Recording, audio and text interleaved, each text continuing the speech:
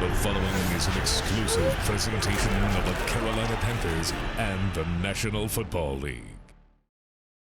On this episode of the Panthers Huddle, Coach Canales is here as the team heads to Atlanta for a showdown with the Falcons. Plus, step inside TD's film room as the Panthers legend breaks down the Dirty Birds. Welcome inside the Panthers Huddle. Hey everyone, thanks for joining us inside the Panthers Huddle. Kristen Balboni alongside Panthers legend Thomas Davis. As always, TD, disappointing loss against the Saints last week, but a chance to bounce back against this Falcons team that the Panthers shut out in week 3. But we know that no team stays the same. They're a different team than they were then. So what are you seeing from Atlanta right now? Atlanta is a team that, they're hit or miss. You go out and they play extremely well against teams that are doing well, in particular, like the Buffalo Bills. They just took the Colts to the brink. I think that this is a team that is very capable of beating anybody on any given Sunday. It's just they've made too many mistakes, and particularly, it starts with the quarterback, Michael Penix. He's been a guy that's been hit or miss. He's been in and out of the lineup, dealing with a knee injury. But they are a team that has a ton of weapons. As you see on this play, them giving the ball to Kyle Pitts, giving the ball to Bijan Robinson, and getting the ball out on the edge to their receiver core, who's very, very capable of putting up big numbers if you allow them to, KB. I want to ask you about this last game, week 3. The Panthers hosted the Falcons. As we know, as Panthers fans know, beat them 30-0. Yes. Is motivation, if you're the Falcons, is motivation and revenge a real factor? Absolutely it is. It's something that leaves a bad taste in your mouth whenever you go out and allow a team to have that kind of success against you, in particular a divisional opponent. You never want to lose to a divisional opponent, first and foremost, but secondly, to be shut out and have it handed to you that way, it's something that as a competitor, it leaves a bad taste in your mouth. And when you get the opportunity in the same season to play that team again, listen, the coaches are circling it, the players are circling. It's something that these guys absolutely want to right their wrongs, things that happened in this last game. So you see, Sean Smith-Wade coming away with a pick 6 on that play, but it just really shows you how this defense went out and performed, and it shows them what they're capable of doing. But Atlanta also knows that too, so I can't see them making some of the same mistakes that they made in the first game. Yeah, we don't expect it to be another 30-0 game, although great if it is. We will take that for sure. Absolutely, we will. I want to talk to you about, you talked about the motivation for the Falcons. Motivation for the Panthers, maybe they're 2-0 in their last road games after not starting out so hot on the road. What kind of confidence does that give you? There's a ton of motivating factors that can really take place for this football team.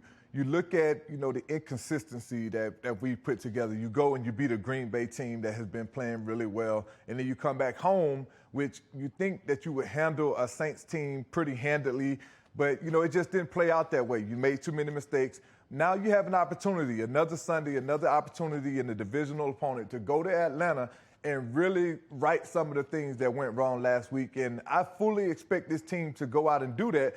But we have to understand that we have to jump on this team early, KB. You can't give them life. You can't make them feel like they belong in the game with you, because if they do, if you allow bad teams to hang around, bad things are going to happen. Well, how does that team do that? Specifically, defense. You're a defensive guy. What do you want to see from this defense early? You got to get off the field on third down. That's one of the biggest components that I feel like hurt us last week when we played against the Saints. We allowed them to sustain drives and keep things going on third down, which if you allow teams to do that, they're going to put drives together.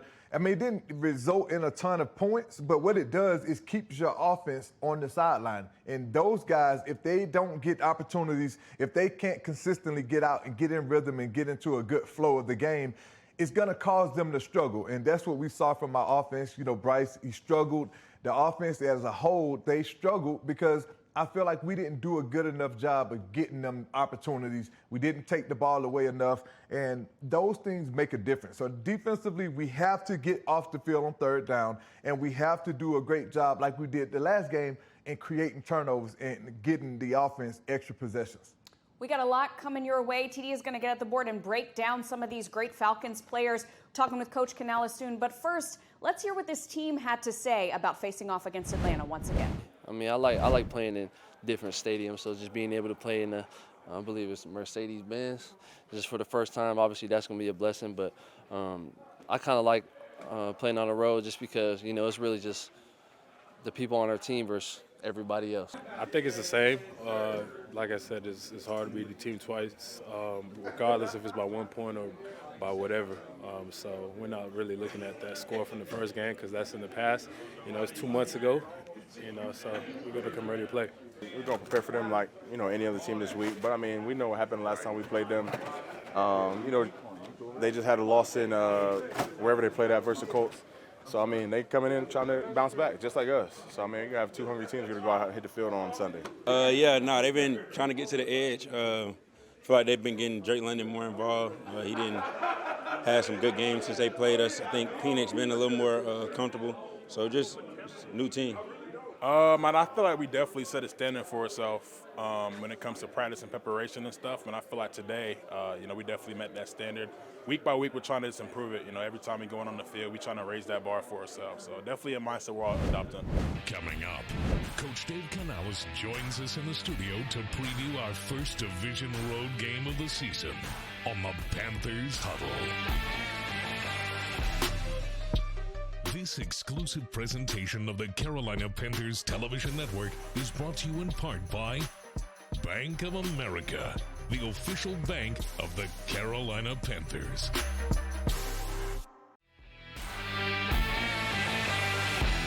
Welcome back to the Huddle, joined now, as always, by head coach Dave Canales. Coach, as you watched the film of this loss against the Saints and you wrapped that up and moved on, what did you see from the film? Fundamentals. Taking care of the ball, first and foremost. 2 turnovers, which were just really a result of, you know, poor technique and the execution part of that. We didn't get the ball away. And then you look at that, the next thing you go to are the explosive plays. We gave up 8 explosives on defense. We only got 2 on offense. So being able to balance that part out, those are the 2 most critical things. But as you keep going into it, you know, third down execution, Saints had the advantage. Red zone execution, we had one, we fumbled on our next one. And so when you look at the most critical parts to winning and losing games, we lost on all those metrics. And that makes it for a hard day. Got to give credit to the Saints for executing a great game plan and playing just good, solid technique football. And how has this team responded this week with practice? Yeah, just got right back to work, understanding that our process leads to great results. Let's get back to it. Let's have a great Wednesday, Thursday, Friday, because this is how we've led to success. This is what success has become for us, is owning a process that gets us to a great place on Sunday.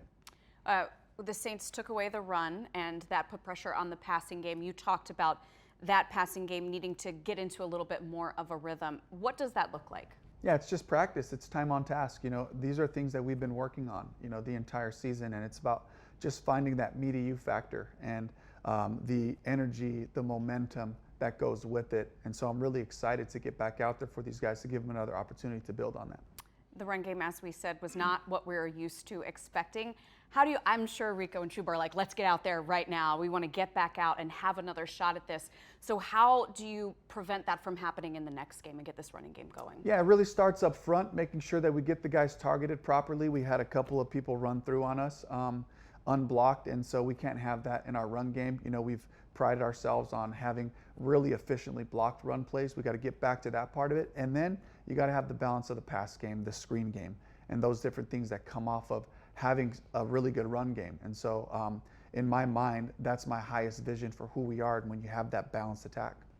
The defense, I know you mentioned those explosive plays that were given up, but overall they held the Saints to just 17 points, 13 last week against the Packers. How do you assess the way they're playing right now?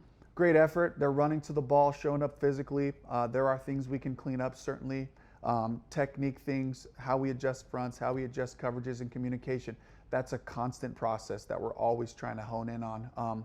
But they're making it harder on opposing offenses to have to execute down the field. Last week was a little different with the explosives, but when we settled in, got to the red zone areas, we slowed them down and played our kind of football. I want to ask you about a guy. I know that there are guys that you certainly mark every week in terms of great effort, but someone that I noticed is Nick Scorton and the way that he is playing. What have you seen from the rookie? Weekly growth. in the run game, weekly growth in the pass game, using his tools, working on stunts with his teammates, taking to the coaching, and above all, just hustle.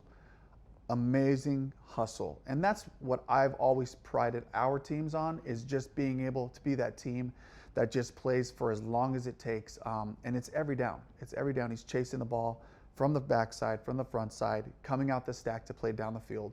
And it takes that kind of effort to continue to improve the way he has.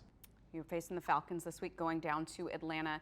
Week 3, Panthers shut out the Falcons 30-0. While I know that doesn't translate over, and this is a new week, a new game, what worked well in that one?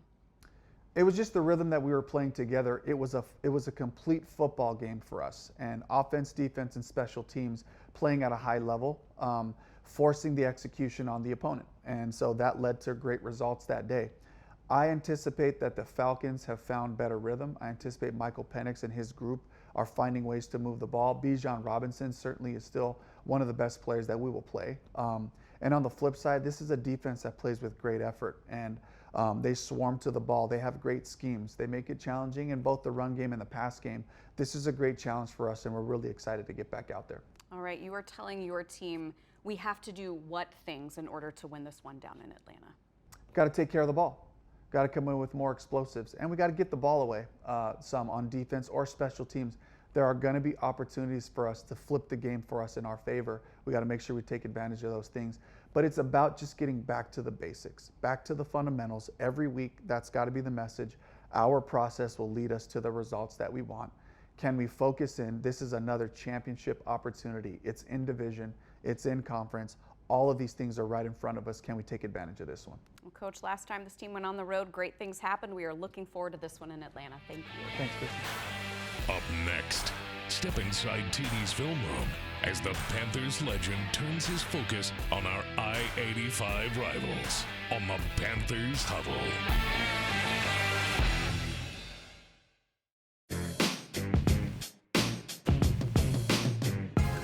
We are here inside TD's film room. And TD, you always like to start out these film rooms by saying there is a guy that you have to know where he is at all times. And for Atlanta, that is Bijan Robinson. Absolutely. It's Bijan Robinson whenever you play Atlanta. He's a guy that is capable of beating you at any point, from any point on the field. And not just handing the ball to him, they also do a great job of throwing the ball to him because he's that dynamic, KB. We'll jump right into this film. And we'll show you on display his vision. But first off, we got to highlight Charlie Warner on this play. Georgia Bulldog, KB. I always got to talk about my Georgia guys. But if you watch this play right now, it all starts with this guy right here. And we're going to spotlight him. He does a great job. If you watch the block that he's able to put up on this play, you'll see as he gets ready to come back, Warner is going to come lead the way for Bijan on this particular play. And he's off to the races. And you can never give a guy like Bijan Robinson this kind of clarity because he will hit this and take it to the house on you if you allow him to. So he didn't do that on this play, but hats off to Warner creating a great hole for him and allowing Bijan to have some great positive yardage. So he's a guy, KB. I know that this wasn't a huge 20, 30-plus yarder play, but he has a ton of those this year. And Bijan Robinson is a guy that we need to know where he is at all times. Absolutely. All right, defense-wise, there are a couple of rookies on this Atlanta team that, they drafted high. They expected them to come in and make a big impact, and that is what these guys have done, Jalen Walker and James Pierce. In particular, these are North Carolina homegrown kids. We got to talk about that. They're guys that Atlanta put a huge emphasis, like you talked about, KB, on making sure that they secured their pass rush because they've been struggling in that area. But now, with drafting these guys and bringing some other guys in, they're now 5th in the NFL in sacks. And these young players are part of the reason why. I mean, it doesn't hurt when the coach don't block a player. If you let them come free, that's something that this offensive line cannot allow to happen because bad things are going to happen if you leave a player scot-free right here. And this is James Pierce, unabated to the quarterback. Nobody is blocking him at all, and he's able to get the ball out. And, I would probably put this on Daniel Jones. You got to slot the protection better if you know that they have a lot of guys up to the line of scrimmage. But, you know, hats off to James Pierce creating the sack, Jalen Walker coming away with the fumble. I mean, these guys are very active young players that they put a lot of stock in, KB. They drafted these guys high because they knew that they would come in and make plays like this. So we have to know where these young players are at all time. They are guys, without a doubt, they want to win this game. Yeah. You know, I talked to Jalen Walker before the last game, and he wanted to be a Panther. His mindset coming in, he wanted to show them why he deserved to be a Panther. That didn't really materialize the first game, so I know that's something that's going to be on his mind as he get ready to take on the Panthers this game. Offensive line has done a good job of keeping Bryce clean, right? Overall, they have done a really good job of that. So what is going to be the key for them? Is it awareness? Is it physicality? What's the key to stopping these guys? Listen, you just have to go out and take the fight to them. You can't sit back and allow a team to take the fight to you. But also, you have to understand and know what scheme they're running, where they are, who's going to be the guy coming after the quarterback. You can't make those kind of mistakes that we saw the coach make on that particular play. You can't allow a guy to come scot-free at your quarterback because bad things are going to happen if you allow that to happen. No kidding. All right, talking about the Falcons quarterback, Michael Penix Jr., did not have a great game, quite frankly, against the Panthers in Week 3. And as you mentioned a little bit earlier, he was coming back from that injury. So it's been a little bit of tough sledding for him. And you're going to show us what the Panthers did well against him in the Week 3 game. Yes. KB, this Falcons team has been struggling offensively, and it really starts with the quarterback. We know that this is a quarterback-driven league, and if the quarterback is not playing well, usually your team is not going to be doing very well. This is some of the reason why the Falcons didn't fare very well against us the first time, because this is a late-breaking route out, and you can never, as a quarterback, throw a ball this late out that deep into the flats and expect the other team not to be prepared or ready to take it away from you. And as you can see right here, his receiver falls down. Mike Jack is Johnny on the spot. And Mike Jack, I'm not even going to do it again. I'm not even going to say it again. We know I've given you enough of a hard time about not being offensive awareness. Not having any kind of offensive awareness on that play. But what we will do is watch Michael Penix on this play. If you watch as he breaks down, he's done a great job of trying to hold the safety into the middle. But what he does, he throws the ball back to the flat late. And an out-breaking route that late, it never usually ends up turning into something good for the offense. And I hope that he does it again. I hope that it works out in our favor this way. And Mike Jack, I hope when you catch it this time that you actually take it to the house. But as we allow this play to play out, you guys will get to see Mike Jack comes away with a huge interception, and I love the way that this defense is hustling to get a block for him. But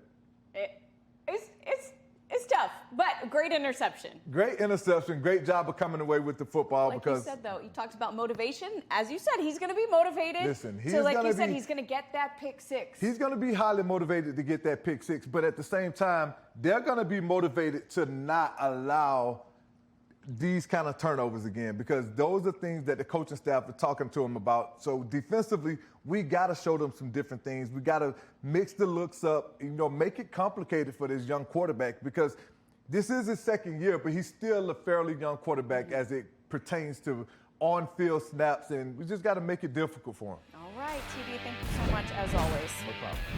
Coming up, can Bryce Young in this passing game get going against the Falcons? We'll be talking about it next when we come back on the Panthers Huddle. Closed captioning for the Panthers Television Network is provided by Charlotte Eye, Ear, Nose, and Throat Associates, providing premier eye and ENT care to North and South Carolina.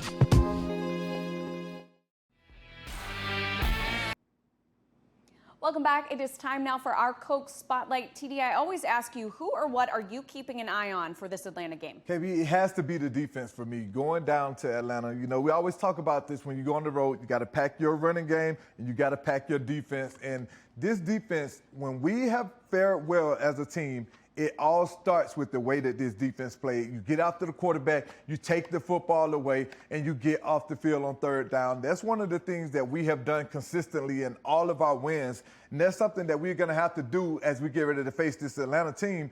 Their record is not a great indicator of how they play because they beat the Buffalo Bills, who we know we struggled against, but they also went out and took the Indianapolis Colts to the brink and should have won that football game. But I think the Colts are sitting at 8-2. It just tells me that this Atlanta Falcons team, although they haven't played well consistently, they are getting better as a football team. So that's something that we have to be mindful of. And we got to jump on them early, and it has to start with this defense. We have to get after this quarterback, KB. All right, I like that a lot. I'm going to spotlight for my Coke spotlight this passing game. You know, we saw the Saints be able to take away this running game. We know the Panthers want to run the ball, and they want to run the ball a lot. But when that gets taken away, it's going to be all on Bryce and these receivers. And hopefully they can bounce back in this one. And really, if the Falcons make them one-dimensional, they can show up here. They absolutely will. And I think Bryce understands that. I've never seen him more emotionally upset after a game than I saw him after this game. So to me, I know how much of a competitor he is, and I know how much this matters to him. And that he understands and knows that he can't make the turnovers that he made. And we have to be more consistently, as an offensive team, we have to pass the ball more consistently and do it in a better rate. So. Yeah, absolutely. Looking forward to seeing that one. All right, thank you so much, everybody, for joining us on the Panthers Huddle. Thanks to Coach Canales and my amazing co-host. We'll see you next weekend, but until then, keep pounding. You've been watching the Panthers Huddle, a copyrighted presentation of the Carolina Panthers and the NFL.